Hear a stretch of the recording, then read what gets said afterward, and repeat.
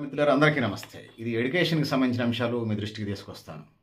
చదువు భారంగా గాకుండా నేర్చుకునే అవకాశంగా భావించండి. రెండోది క్లాస్‌లో శ్రద్ధగా వినండి, నోట్స్ రాసుకోండి. మూడోది ప్రతిరోజు కొంచెం కొంచెం రివిజన్ చేసుకోండి. నాలుగో పాయింట్ ప్రశ్నలు అడగడానికి మీ టీచర్‌ని, మీ ఫ్యాకల్టీని ప్రశ్నలు అడగడానికి సంకోచించకండి.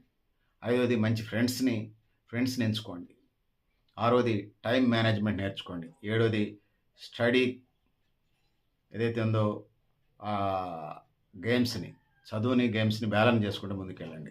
సోషల్ మీడియా కంటే బుక్స్‌కి టైం ఎక్కువ కేటాయించండి. తప్పు జరిగితే నేర్చుకోగానే సిగ్గుపడమాకు. సో, టీచర్స్‌తో మంచి ఫ్రెండ్లీ రిలేషన్స్ కలిగి ఉండండి. నిజాయితీగా పరీక్షలు రాయండి. కాపీలు కొట్టడం, మాస్ కాపీయింగ్ వద్దు.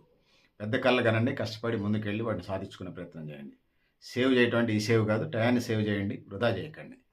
ఇక ఏదైతే ఉన్నదో మీ ఒపీనియన్ గూడా మీ అభిప్రాయాన్ని కామెంట్ బాక్స్‌లో రాయండి అల్టిమేట్‌గా. న్యూ లక్ష్య ఎన్‌జీఓ ఛానెల్‌ని సబ్స్క్రైబ్ చేయండి, షేర్ చేయండి, లైక్ చేయండి. పెద్దలారా మిత్రులారా థాంక్ యూ అన్నారు.